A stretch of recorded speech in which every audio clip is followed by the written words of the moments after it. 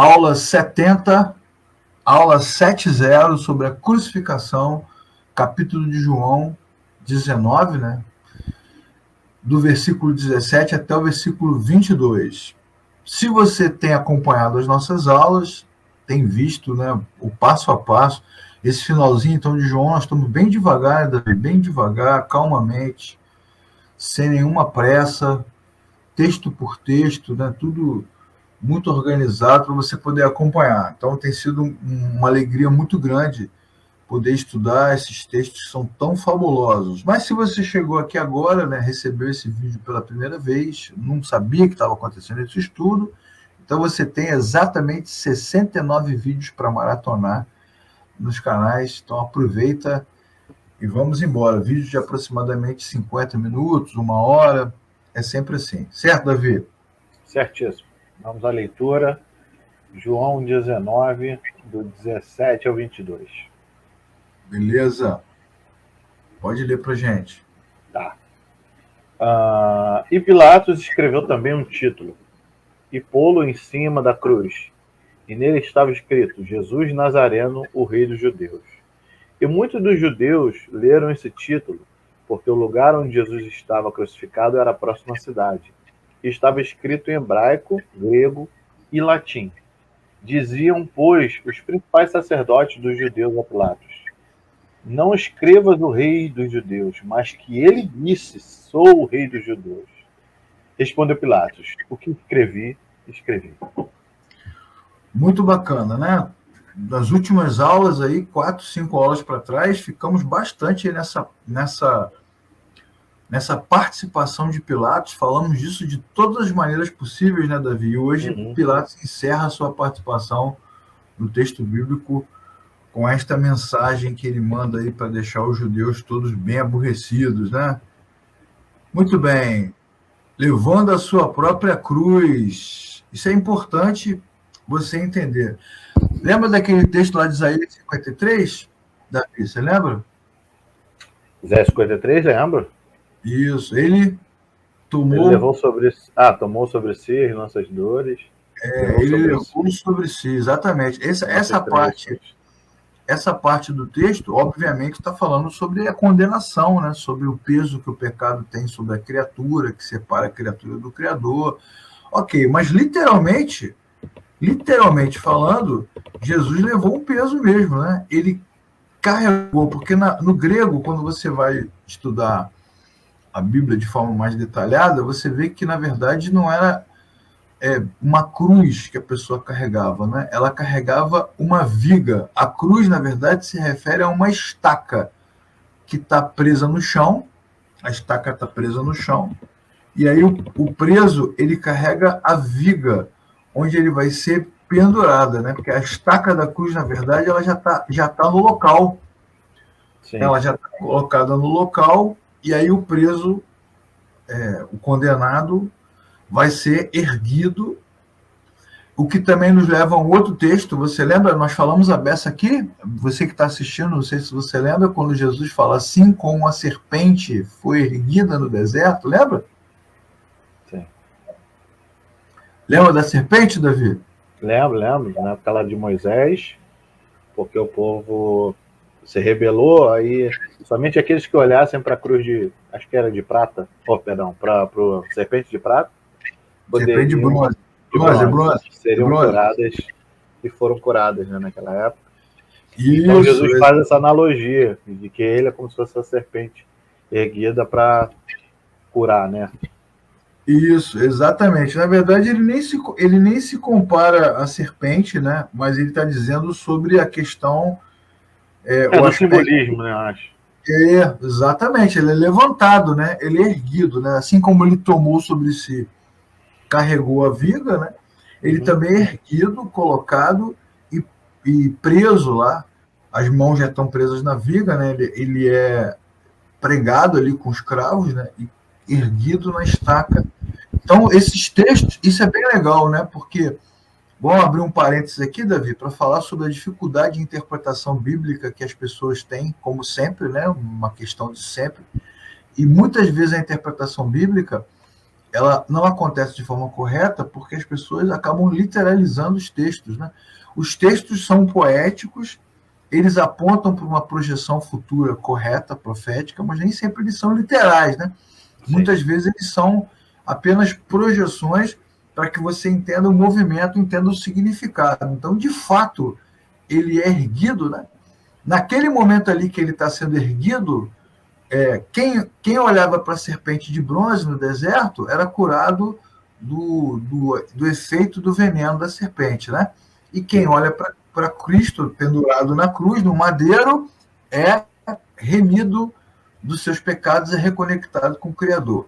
E ele levou sobre si, né, a condenação, levou sobre si, e literalmente ele levou a viga. Então, naquele momento ali que ele está sendo e aí que está a questão da literalidade, da poesia e das projeções. Né? No momento que ele está andando, né? Levando a viga para ser preso a estaca e vai virar uma cruz, aquilo simboliza exatamente o momento em que ele está levando, né? Levando os nossos pecados, levando a nossa condenação para ser morto na cruz. E quando ele é erguido, literalmente, na estaca lá e preso, todos estão vendo, olhando para ele, né? Ele acontece como o texto que fala que a serpente foi erguida no deserto. Muito legal, né, cara? Um fato histórico verdadeiro que aponta para uma sequência bíblica muito interessante. E é bom você falar sobre isso, porque por muitas vezes foi ilustrado que o Cristo carregava uma cruz mesmo durante ali toda a Via Dolorosa, né? Carregando uma cruz pronta, né? Até a imagem que você utilizou para início do PowerPoint, tá assim. Mas a gente pôde ver algo mais nesse sentido na Paixão de Cristo, né, do Mel Gibson. O Cristo realmente só carrega uma viga, e tem a ajuda ali do José, esqueci o nome do José, mas o Josézinho lá que ajuda Jesus em algum momento. É só uma viga muito pesada, realmente, trazendo aí essa conotação do peso do pecado que estava sobre ele, né? Exatamente, exatamente. É uma ilustração, né, cara? E assim, eu acho que até no sentido poético, literário, né, do mundo das ideias, não tem problema nenhum essa ilustração, porque a ilustração não precisa ser fiel à história, né? Sim. O legal é a gente explicar, né, o que o texto aponta. E não foi nenhum José, não, foi Simão Cirineu, que ajudou Jesus a carregar aquela vida. Sem problema. Vamos que vamos. Jesus tomou sobre si a pesada viga de sua cruz. Seria uma forma mais legal de você escrever, mais real, né? Mas, de fato, né, fazendo todas as analogias, né, possíveis e comparações, ele tomou sobre si os nossos pecados, né? Ele tomou sobre si a nossa condenação. E aí vale também um adendo, né, Davi, que Jesus na cruz levou sobre si o peso da nossa condenação, o peso do nosso pecado, mas ele não virou pecador, né? Não. Muita calma nessa hora, né? Porque os caras vão dizer, os nossos pecados estavam sobre ele. Estavam no sentido de que... Da responsabilidade, é que ele estava levando. Exatamente, ele se responsabilizou pelos nossos pecados. Ele não virou pecador naquele momento, né? Eu já vi muita falácia, né? Falando assim, que Deus estava com raiva de Jesus porque ele estava com o pecado da humanidade. Deus se afastou de Jesus porque ele estava com... Não, irmão. Jesus sabia a missão que ele tinha que cumprir, e exatamente. Sim, era uma representatividade, ele não estava literalmente com o pecado em cima dele ali. Exatamente. Ele estava cumprindo um juízo que não era para ele. Isso, né? Exatamente. Ele estava cumprindo as exigências que o Criador faz em função da queda. Por isso que nós dizemos, e é por isso que nós falamos sempre, que Jesus é a nossa propiciação, né? Ele nos propiciou a reconciliação. Mas ele não virou pecador, né? Na verdade, o afastamento, né, do Criador está em função desse juízo, né? Pai, por que me desamparaste? Né? Ele nos representa ali como homens nesse momento. Há uma ruptura clara entre o Criador e o homem, mas Jesus não é um homem comum. Você que está assistindo a aula não pode esquecer nunca disso. Ele não é como nós. Sim. Não é igual a nós. Essa é outra falácia do nosso tempo, né, Davi? Sempre esvaziando além do limite, né? Colocando Jesus fragilizado, né? Fraco, humano, pobre, derrotado. Não, Jesus é o Deus homem. Ele está ali na cruz, sofrendo, né, a dificuldade daquele momento, mas ele é um Deus, né, poderoso, que está levando a condenação. O que confirma ainda mais esse aspecto da graça, né? Porque só ele poderia suportar essa viga, né? Esse peso, esse juízo incrível. Para onde ele foi, né? Para onde ele foi? Nesta via dolorosa. Para onde ele foi? Ele foi para um lugar chamado Gólgota, que significa caveira, né, Davi? Você já viu, Davi, alguém pregando que esse lugar é chamado de caveira porque tinham muitas caveiras acumuladas ali? Já ouviu falar disso? Não, ainda não. Mas você já, né? Pelo que você tem comentado isso. Já ouvi pessoal falando que ali chamava de caveira, né? De Gólgota, porque os caras morriam.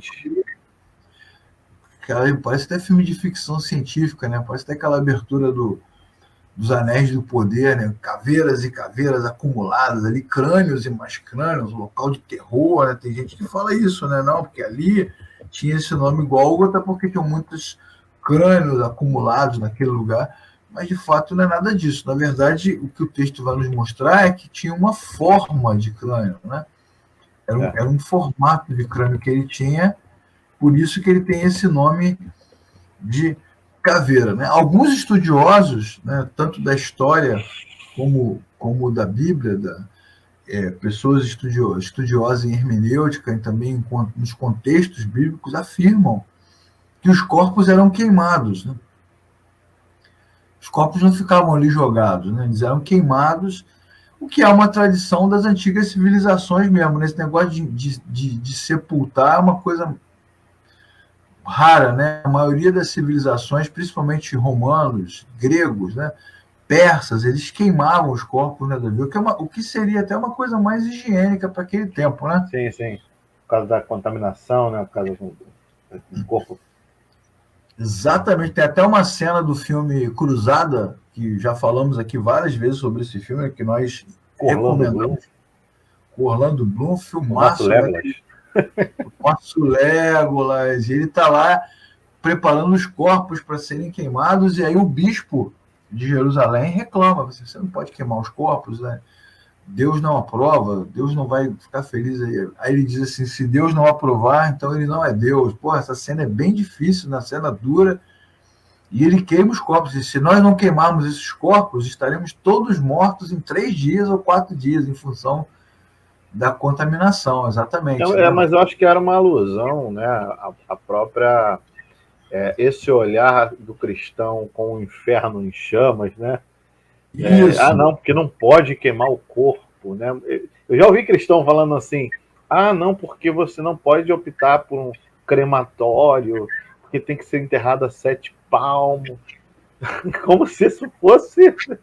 não, porque vai dar trabalho na ressurreição de juntar os pedacinhos. Já pensou, cara? Imagina quando tiver coisa do mar, né? Mar, me deu os seus mortos, né? Imagina, a pessoa que morreu no mar, morreu na montanha, morreu em Pompeia, né? Um vulcão, imagina o calor do vulcão. Essa é a limitação humana, né, Davi? Limitação humana presa aos aspectos religiosos, né? O legal dessa passagem, desse detalhe que João coloca, né, sobre o monte e tal, explica um pouco do porquê de José de Arimateia ter pedido... Aí o José está aí, ó, ter pedido o corpo de Jesus, né?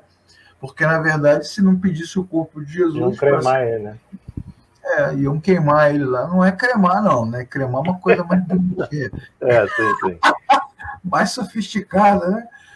E aí, ali o crucificaram, né? Então, ele carrega o peso, né? A viga, vai ser levantado na estaca, e ali ele é crucificado, como nós vimos no versículo 18. Eu nem vou entrar nas questões doutrinárias que envolvem a crucificação, porque nós temos uma playlist, né, Davi, numa Oficina da Palavra, chamada A Cruz de Cristo. São 20 vídeos 20 vídeos de aproximadamente 12 minutos só sobre a doutrina que envolve a crucificação, a teologia, né, os aspectos bíblicos, as explicações teológicas dos textos. Então, eu vou colocar abaixo do vídeo, no canal da oficina, o link dessa playlist para você assistir à vontade, né, e poder estudar tudo, né? Se você quiser os detalhes. Eu vou meter aqui junto com o Davi, né, Davi? Vamos ficar aqui só na questão da leitura bíblica da história. Mas tem um aspecto legal aí que a gente pode abordar, que é o fato de que Jesus ele foi crucificado, né, entre dois pecadores. Né, entre dois pecadores. E João não dá nenhum detalhe sobre eles, né, Davi? Nenhum, né? Não dá nenhum detalhe sobre os ladrões, farafás. Da mesma forma que Jesus... Ih, tem uma travadinha. Isso. É, uma travadinha. Da mesma forma que Jesus foi batizado, né, entre pecadores, ele também foi crucificado entre pecadores. Isso é muito simbólico, né? Porque é o Deus encarnado entre nós, né, cara? É o Emanuel, literalmente, né? Entre os homens, entre os homens na vida e na morte. O que é uma interdição. E também traz o entendimento de que ele não teve nenhum tipo de privilégio, né? Ele não quis ser privilegiado no batismo, não quis ser privilegiado na morte, porque ele era o autor da própria história, né? Ele poderia mudar ali e falar assim, não, para melhor simbolismo da história, eu serei crucificado sozinho. Não, ele queria realmente estar entre os homens, até mesmo nessa hora mais difícil. Exatamente. E não abriu mão, né? Você vai lembrar que no batismo, João Batista fala, né? Você não precisa ser batizado, né? Você não precisa de batismo, você não precisa dessa experiência. Jesus fala assim, mas é importante que se cumpra, né, toda a palavra, né, toda a verdade. E ele faz isso, né? Ele se permite batizar. Isso é bem legal, porque você pega o texto do batismo. Por que nós nos batizamos, né, Davi? Nós nos batizamos para confessar a nossa fé em Deus, né? Para reconhecer que somos pecadores, para reconhecer que Cristo nos reconciliou. Agora, o que Jesus precisava reconhecer? Nada. Ele foi fazer um exemplo, né? Assim como o Pai Nosso é um exemplo de oração, o batismo de Jesus também é um exemplo para que a gente fizesse o mesmo, né? Exatamente, ele nos substitui ali, né? A mesma coisa acontece na cruz, né? Ele é o Deus Todo-Poderoso, ele não podia dar uma ordem, tá tudo certo. Igual o Apocalipse, né? Eis que faço novas todas as coisas. Ele podia estar dando uma ordem, né? Dando uma palavra, mas ele se submete, o que mostra nessa passagem o cumprimento também de Filipenses 2, né? Esvaziou-se, né, a si mesmo, assumiu a forma humana, foi obediente até a morte de cruz, né? Ele cumpriu porque ele quis cumprir, né? Ele fez porque ele quis fazer, para estar entre os homens até no momento mais difícil, né? Lembra também o Salmo 23, né, Davi? Ainda que eu ande no vale da sombra da morte...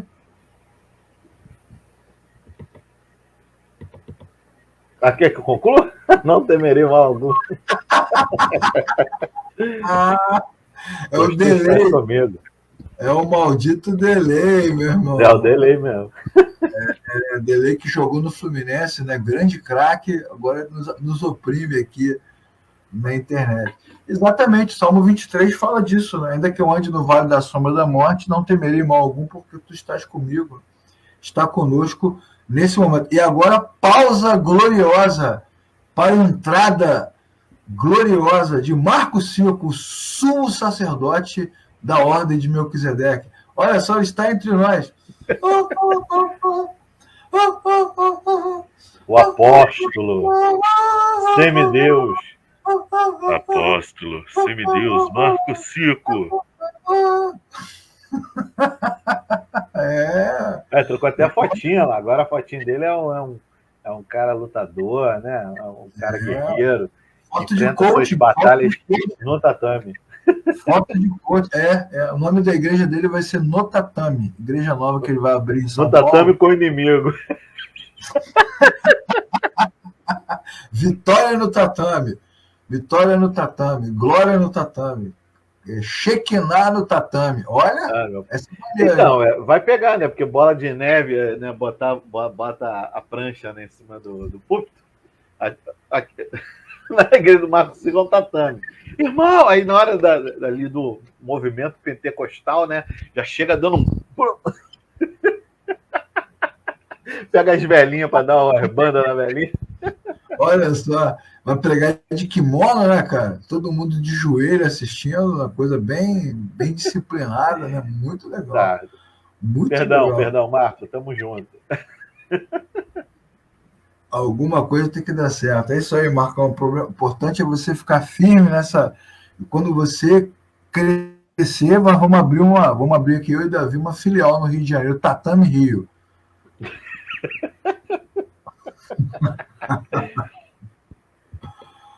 Ah, meu Deus do céu, que loucura. Bom, agora vamos a partir desse momento, Davi, entender a posição de Jesus, né? Porque estamos explicando aqui o tempo todo para os nossos amigos que estão assistindo que Jesus está nos substituindo, mas ele não é pecador, certo?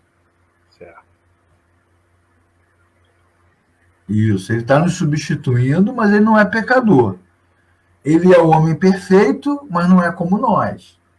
Né? Ele se oferece voluntariamente, mas ele é Deus. Então, olha só, existe um paradoxo aí, existe um contraste. Então, se ele não é pecador e está nos substituindo, qual é a posição dele? Né? Deu uma gaguejada aqui, mas já me rearrumei. Qual é a posição dele? Quem é o Cristo na cruz? Bom, em primeiro lugar, esse Cristo na cruz, ele é um profeta. Né? É importante, a gente tem que ter isso em mente. Né? Lá na cruz ele está ensinando, ele está falando. Falando o quê? Qual é a pregação? Qual é a palavra que o profeta... Porque é importante também a gente lembrar os nossos amiguinhos, Davi, que profeta na Bíblia não é o cara que fica contando a sua vida, né? Porque aí não é profeta, é cigano, né, Davi? Eis que te digo, hein? Sempre tem um né? Esse é pra quê, Davi? O no final, né? Eis que te digo, hein? Olha aí, hein? Ó, Deus me revelou, hein? Sua vida, ó, é uma carta aberta. Camarada, eu não entendo esse esse Ei!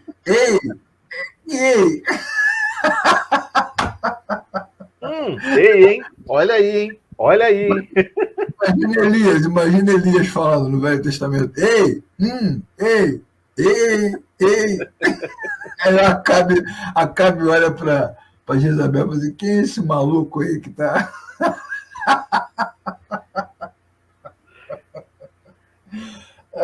Meu Deus. Na Bíblia, você que está assistindo a aula com a gente, o profeta é aquele que fala em nome de Deus. Profecia é comunicação.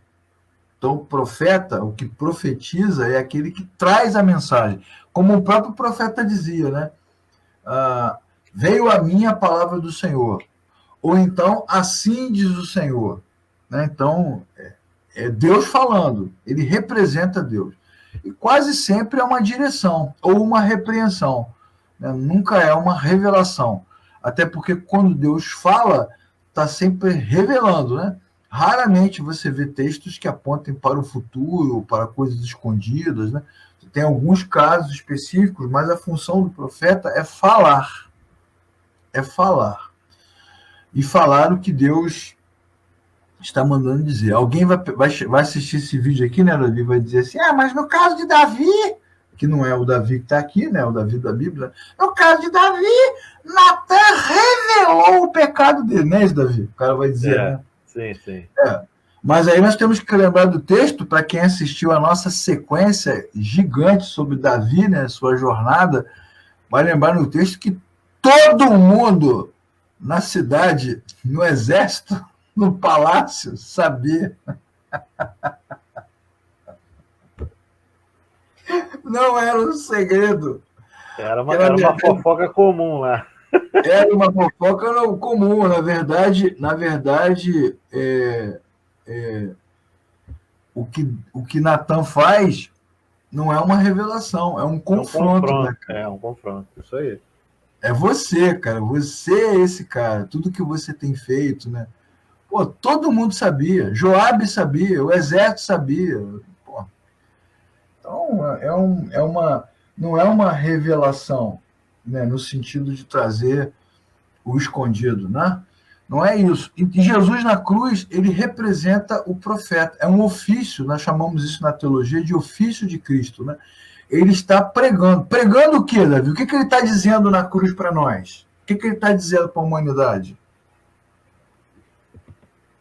Ele está dizendo que o evangelho de Cristo Redentor ali. Isso. Ele precisava morrer pelos pecados dos outros, para que todos aqueles que por quem ele morreu, né, que creem nele, creem naquela história que está acontecendo ali, né, alcançaria a salvação por meio dele. Exatamente, ele está pregando isso, né? João 3,16, né? Deus amou o mundo de tal maneira. Ele está dizendo, né? A cruz é uma pregação, a cruz é uma mensagem. Está falando claramente que nós, criaturas rompidas com o Criador, e por causa dessa ruptura nos tornamos pecadores, nós deveríamos ser condenados ao juízo em função dos nossos erros. Mas Cristo nos poupou, né, pelo seu poder, ele nos poupou, ou seja, ele nos substituiu, ele nos poupou desta forma, né? Entrou na cruz nos substituindo na morte. Então ele está falando, ele está pregando, né? Ele está pregando. E antes dessa passagem da cruz, ele já tinha dito na sua pregação, principalmente nos textos do capítulo 6, capítulo 7, né? Quem crê em mim, ainda que seja morto, viverá. Quem crê em mim, não verá a segunda morte. Quem crê em mim, eu ressuscitarei no último dia. Crer em quê, Davi? Crer nisso, né? Que ele é o Messias que Deus enviou. Não... Pode seguir. É o delay. Que ele é a salvação daqueles que nele crê. Exatamente.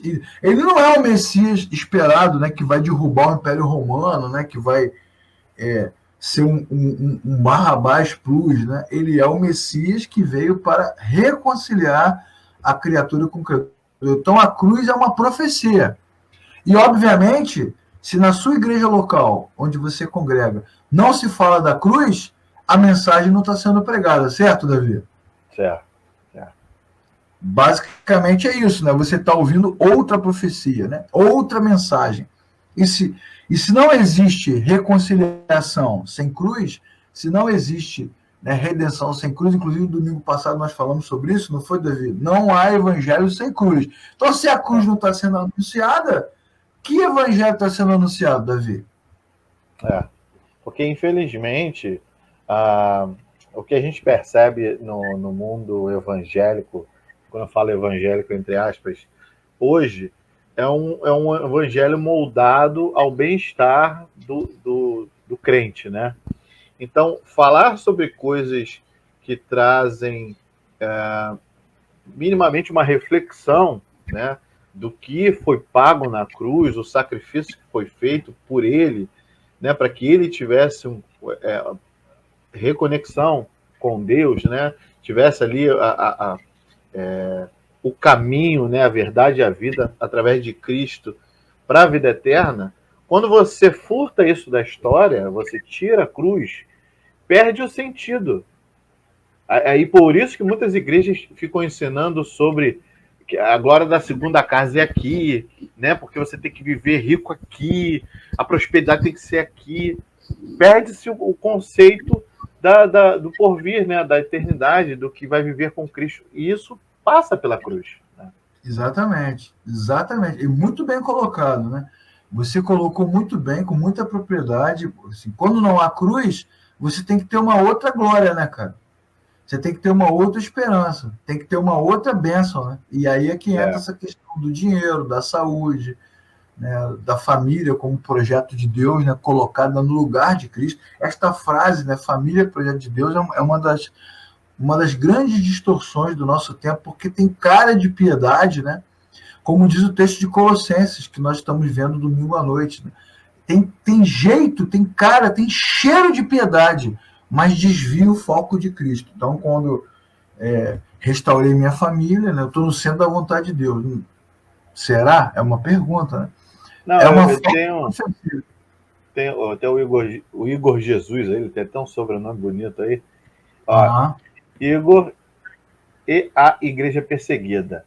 Né? Não sei se foi uma pergunta, uma afirmativa, mas em relação ao que a gente está falando, é o que a gente percebe também.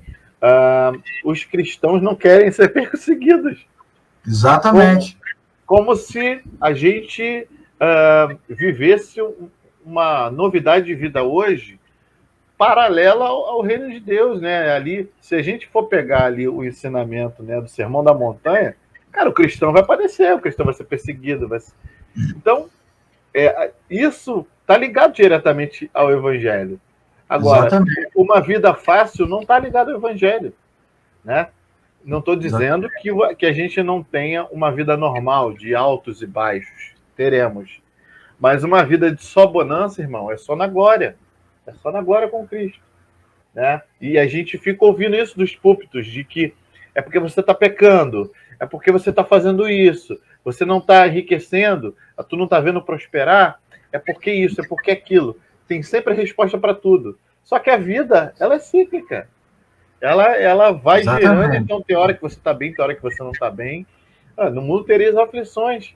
Né? Se Cristo disse isso, porque eu acho que não, porque a minha igreja diz, porque o meu pastor diz que a gente não vai ter aflição, não. Se a gente buscar todo dia, né? Se jejuar ali, fizer tudo certinho. É uma outra glória, né? Por isso que muito cristão se frustra. Você tirou a cruz, meu irmão, você tem que ter outra glória. É isso aí.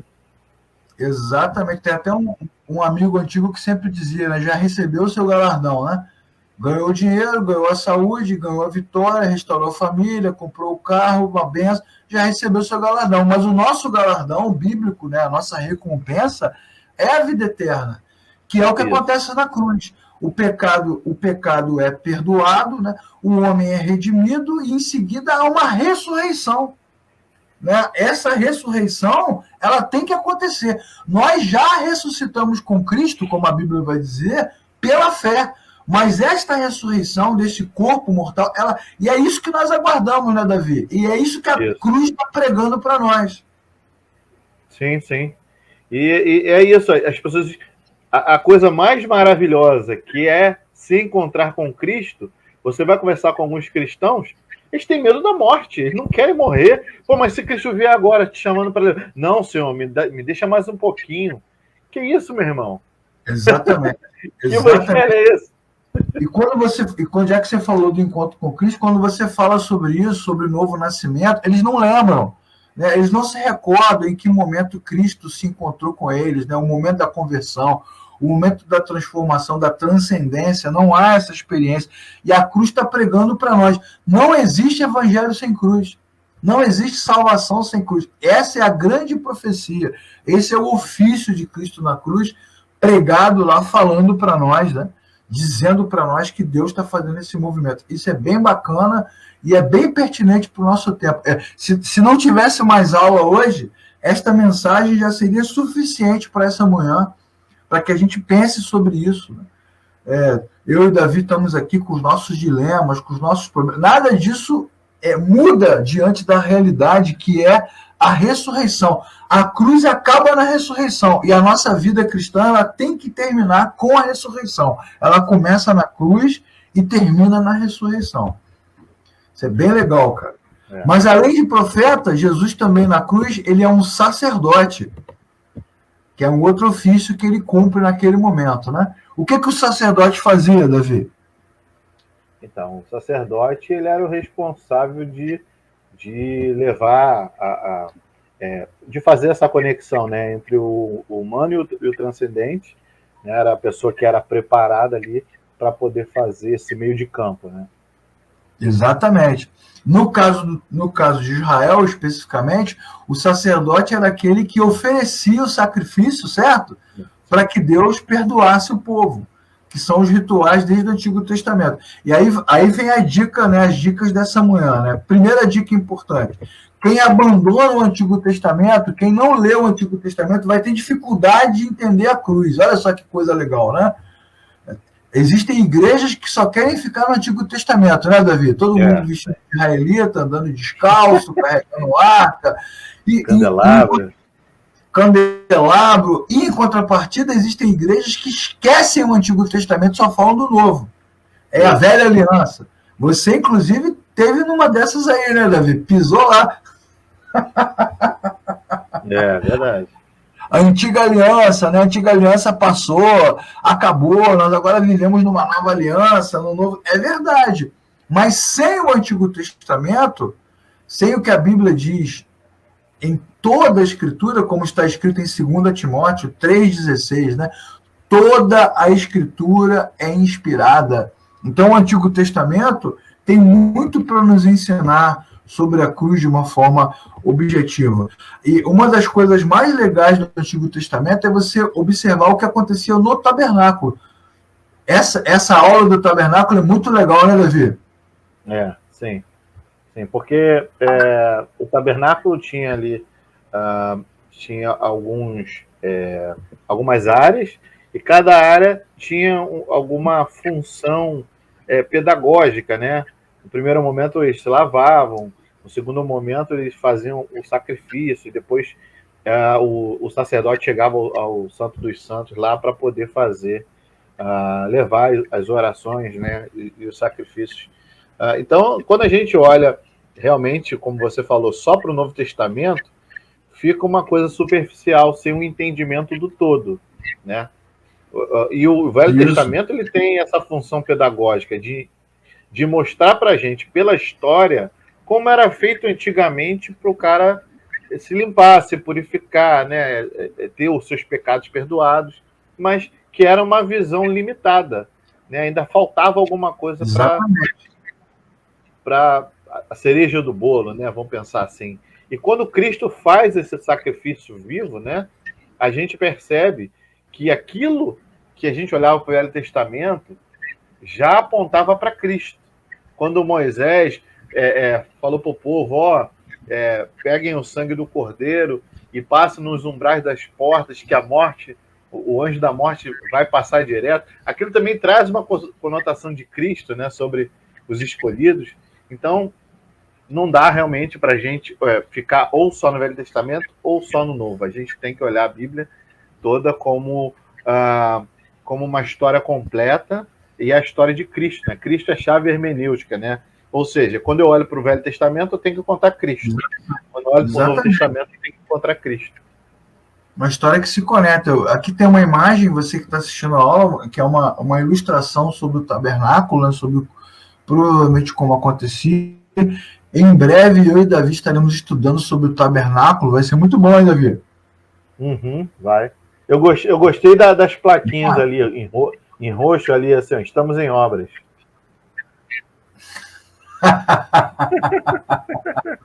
Não parece, pô?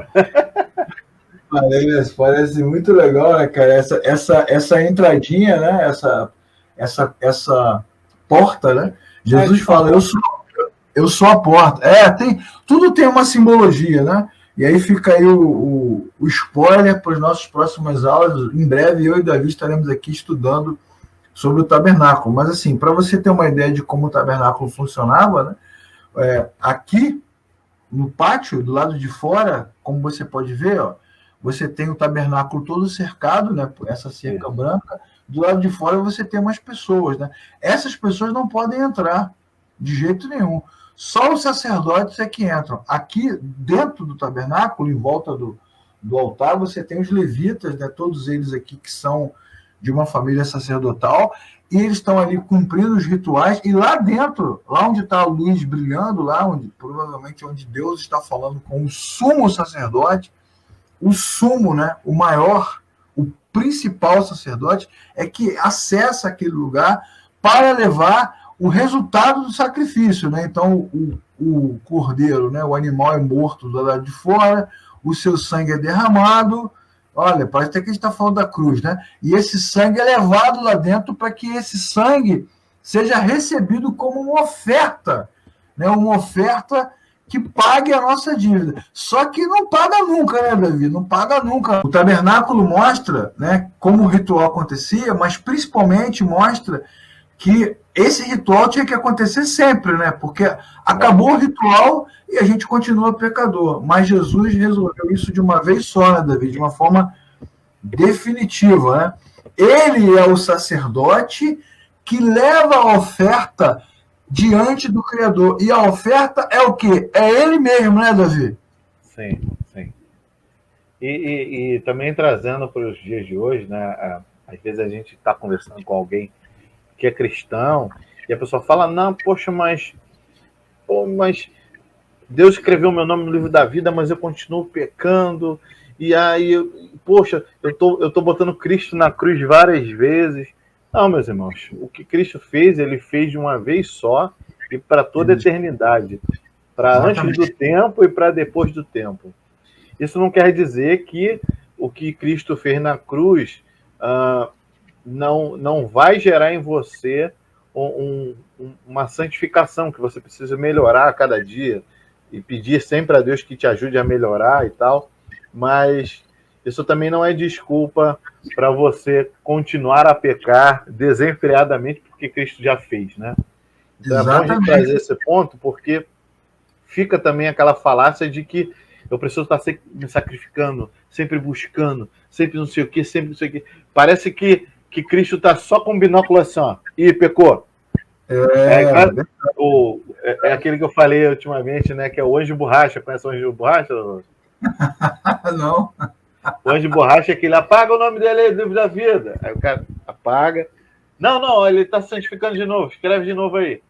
Então, assim, não existe isso. O Cristo não. Primeiro que Cristo não é temporal. Ele não está andando com a gente no mesmo tempo. Ele é atemporal. Então, exatamente. Cristo, ele não está olhando para você agora. Ele está olhando para você agora, está olhando para você quando você nasceu e até o teu último dia. Como é que ele conhece todos os nossos dias? É assim que Cristo nos conhece. É loucura. É loucura para nós, né? Muita loucura, né, cara? Isso que você falou é muito importante. Nem devemos nos sacrificar o tempo todo e nem devemos banalizar a cruz, porque aí nós anulamos a cruz. E aí, se eu e o Davi estamos anulando a cruz, vamos imaginar que eu e Davi aqui somos dois, né? Eu que sou o mais pecador do que ele, obviamente, né? Ele é um homem muito mais piedoso do que eu. Ele está se santificando a cada dia. E eu estou cada vez mais me banalizando, né? Chutando balde, né? Eu estou chutando balde, fazendo tudo que eu quero, e ele não, ele está ali se consagrando, domingo após domingo, né? Cada vez, quando eu chego perto dele, tem que botar até óculos escuros, né? Por causa da luz, e ele, quando chega perto de mim, tem que me afastar por causa das tem que andar de véu, para a glória não... Sai, Leclerc. Tanto eu que estou banalizando a cruz, fazendo o que eu quero, quanto ele que está se santificando, querendo ser justificado, nós dois estamos anulando a obra da cruz, né? A cruz não é para nenhum de nós. Provavelmente eu e Davi, nesse sentido, nunca nos encontramos com Cristo, né, Davi? Nós nem sabemos o que aconteceu lá. Porque quando você tem um encontro real com Cristo, você vai perceber que Cristo nos liberta para ter uma vida de equilíbrio. Não uma vida, igual o Leclerc falou, né? Uma vida de total sacrifício e uma vida de total abandono, né? Esvaziamento, né, do cristianismo. Pelo contrário, você consegue viver uma vida em equilíbrio com a ajuda do Espírito Santo, porque é o Espírito Santo que ele vai trazer para nós o entendimento, né, do pecado, da justiça e do juízo, né? É ele que nos convence. Verdade, não adianta a pessoa achar que é pela força do seu braço, ou então achar assim, já que Cristo já morreu por mim, Deus é amor, uhul! É o crente Nova Era. Livre, né? Crente livre. Na cruz nós vemos aquele que morreu por nós. Então, nesse sentido, ele é sacerdote, né? E há vários textos que falam sobre esse sacerdócio. porque ele pega e oferece assim, ele é o Cordeiro de Deus. Você lembra quando Jesus apareceu na frente de João Batista, Davi? O que ele disse? Qual foi o grito que João Batista deu? Quando Jesus apareceu diante de João Batista, o grito que ele João deu, Batista olhou para a multidão e disse o quê? Apontou para Jesus, este é o Cordeiro de Deus, que tira o pecado do mundo.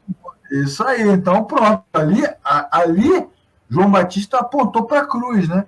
E Jesus então leva a si mesmo para a cruz como profeta que prega e como sacerdote que traz oferta. Para a gente encerrar a aula de hoje, Davi, já chegando no finalzinho, né? Temos também na cruz não apenas um profeta, não apenas um sacerdote, mas temos também um rei, né, cara? Isso. Rei.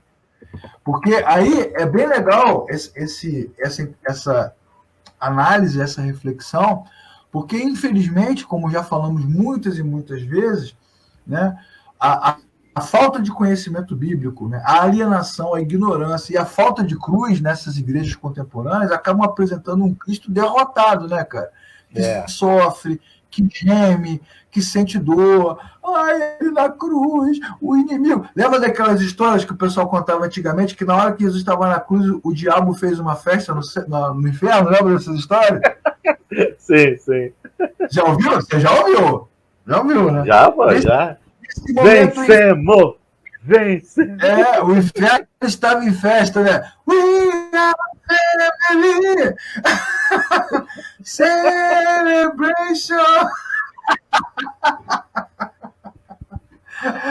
O céu está em festa, irmãos! O céu estava em festa nesse momento. Não, inferno. O céu não, o inferno. O inferno está em festa. Gente, pelo amor de Deus, né? Jesus e Maria José, da onde sai esses delírios, cara? Da onde a mente sai? É muito criativa, né? Né, cara? Ele é rei, cara. Ele é rei. Não existe vitória do inimigo. Na verdade, a morte de Cristo é a grande vitória de Cristo e do homem. Não tem vitória.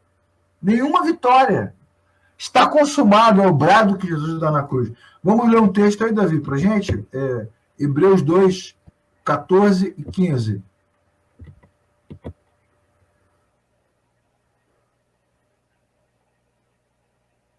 Hebreus 2, 14 e 15. E visto como os filhos participam da carne e do sangue, também ele participou das nossas coisas, para que pela morte aniquilasse o que tinha o império da morte, isto é, o diabo, e livrasse todos os que, com medo da morte, estavam por toda a vida sujeitos à servidão.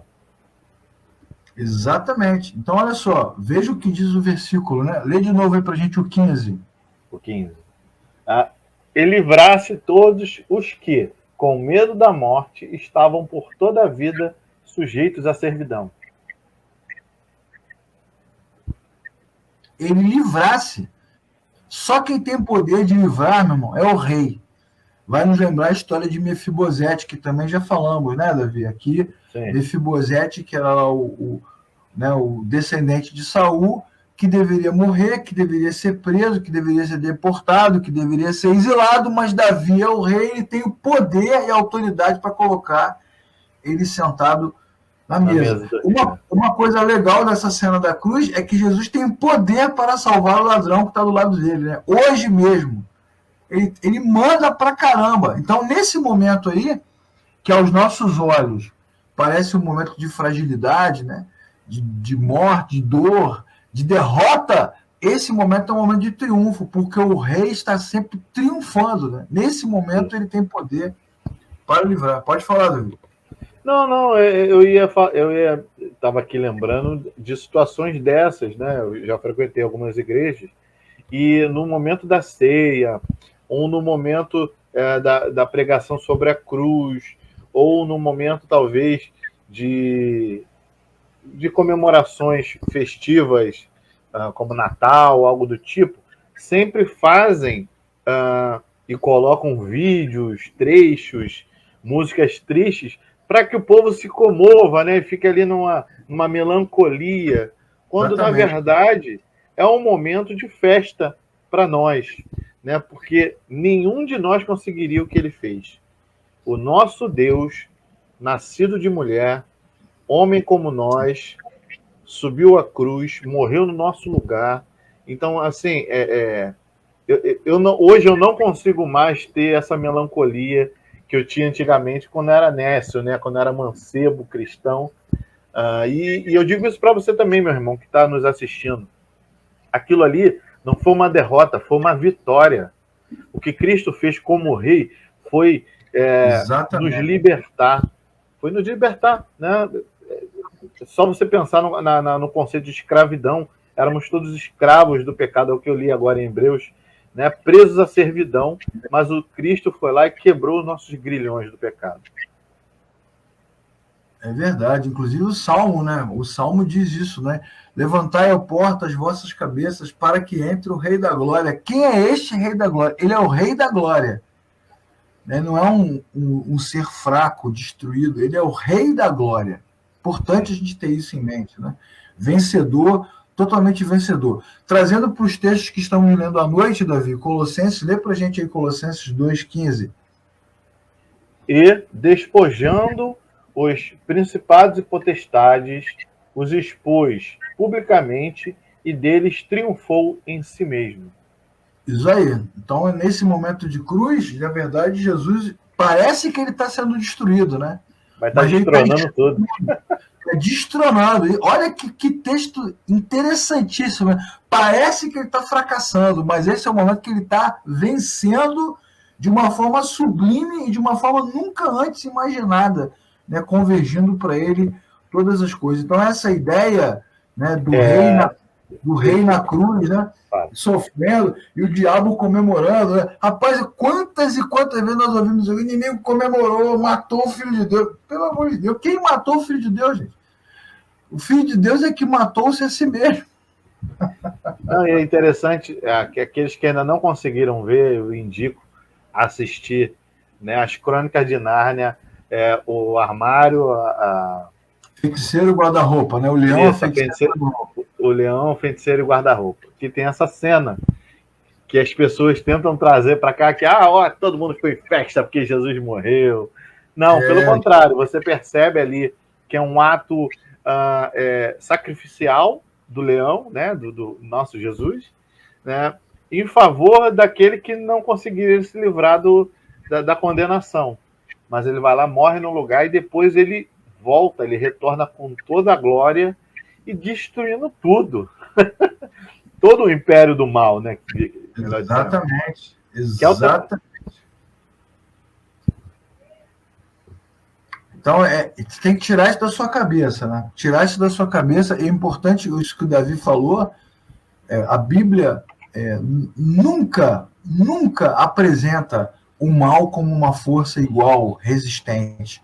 Não existe nas Escrituras uma luta entre o bem e o mal. O que existe é o Deus Redentor gerando vida e triunfando sempre. Esse sentimento não é bíblico. Então, quando nós cristãos, você não, nós, né?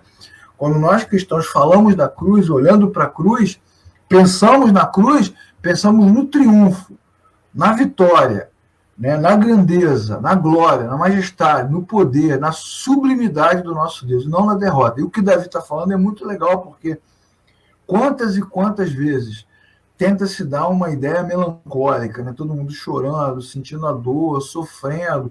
Parece até que a gente está naquela festa da morte que tem no México, né? Como é que é o nome daquela festa, Davi? O Dia de los Muertos. Todo mundo vestido de caveira, com vela na mão, chorando os mortos, né? Jesus não está morto, ok? Esse choro não é cristão. Essa melancolia começou lá no túmulo, com as mulheres procurando e chorando. E aí a Bíblia diz que quando elas encontraram o anjo na porta do túmulo, ele disse para elas assim: por que vocês procuram aquele que vive entre os mortos? O primeiro grupo que se reúne depois da ressurreição já é confrontado. Vocês querem achar o vivo dentre os mortos? Então, essa melancolia, essa tristeza, esse chororô, esse mimimi religioso, né? Como se isso tornasse você um cristão melhor. Ai, meu Jesus, eu queria... Já vi pregações assim, Davi. queria passar um unguento nas suas feridas. Eu queria embalar o seu corpo. Eu queria só sentir 10% do que tu sentiu naquela cruz. Meu irmão, cuidado com o que tu pede, hein? Cuidado com aquilo que deseja, né? Não, e o interessante, Leclerc, do que você está falando aí também, é porque as pessoas acham que, como você falou, não existe pé de igualdade entre nosso Cristo e o inimigo. Tanto que o único relato onde Cristo se encontrou com o inimigo foi no deserto, porque foi um momento ali de mais fragilidade do nosso Senhor, né? Estava 40 dias de jejum ali, e também foi uma situação... Não, e foi uma situação pedagógica também, né? Não foi porque, Jesus está mais fraquinho, por isso Satanás... Não. Você vai ver que ali ele já foi derrotado. Satanás foi derrotado ali, não foi derrotado na cruz. A cruz era só o que Jesus precisava fazer. Ele tinha que fazer aquilo. Satanás já tinha sido derrotado. Exatamente. E aí, de novo, né, Davi, aquela falácia, né? Aquela falácia comum, né? Eu deveria estar lá, meu irmão. Você deveria estar lá. Nós deveríamos estar lá. A gente nunca ia querer estar lá. Olha só. Olha quem é que está na cruz. O profeta, ok? Nós não falamos em nome de Deus. O sacerdote, que traz uma oferta a Deus que pode ser aceita, e o rei. Desculpa, mas essa cruz só tem um dono. Só foi feita para uma pessoa. E quando nós olhamos para a cruz, em vez de mergulhar em melancolia, nós olhamos que lá está o nosso profeta, o nosso sacerdote e o nosso rei. Por isso nós nos alegramos. Sim. Porque esta morte sacrificial, ou usando uma expressão teológica bem antiga, né, Davi? Essa morte vicária, né? Ela nos resgatou da morte para a vida. Então nós nos alegramos, né? Nos alegramos, como diz o hino da harpa, né? Foi na cruz onde o dia eu vi meus pecados castigados em Jesus. E agora eu posso me alegrar. Eu posso me alegrar. E a cruz, ela tem que ser pregada e tem que ser anunciada, porque sem cruz não tem evangelho. Aí, para a gente terminar, e é aqui que a gente para, né? Fica a pergunta, né? Será que esta é a sua visão do Calvário? Né? Será que é isso que você tem aprendido com relação à cruz? Será que é isso que nós vemos lá? Ou não? Será que a nossa ideia da cruz está totalmente distorcida, né, Davi? É isso aí. A gente tem que se perguntar porque ou a gente humaniza demais Jesus, ou a gente endeusa demais a ponto de achar também que ele não sofreu ali na cruz, né? Como até é refutado aí pelas as seitas, né? Como se Cristo não tivesse ali de forma corpórea ali, né? Mas sim, o real motivo do porque Cristo fez tudo aquilo, não tem até as canções que dizem, né? Não tem como a gente pagar o preço que foi pago, não tem como a gente imaginar que a gente poderia cumprir o que foi cumprido, né? De Cristo sofrer ali naquela cruz, porque até mesmo se fôssemos nós com o poder de Deus lá, mas com os nossos pecados, a gente teria saído daquela cruz.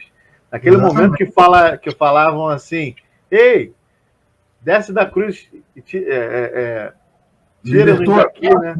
Livrou a tantos, livre-se a si mesmo. Livre-se a si mesmo. É óbvio que eu e você, no momento de morte, a gente ia querer se livrar.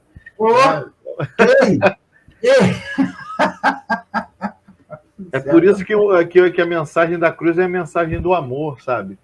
Que esse amor é perfeito, não tem como a gente tentar se colocar no lugar, porque o nosso entendimento sobre amor, ele é afetado, mas o amor de Cristo, ele é verdade. Sacrificial. É o que você falou.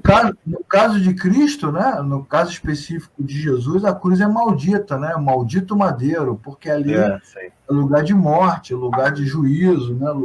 Mas no nosso caso, bendita a cruz, meu. Bendito o sangue derramado na cruz, porque a cruz nos libertou, né, Davi? Aquela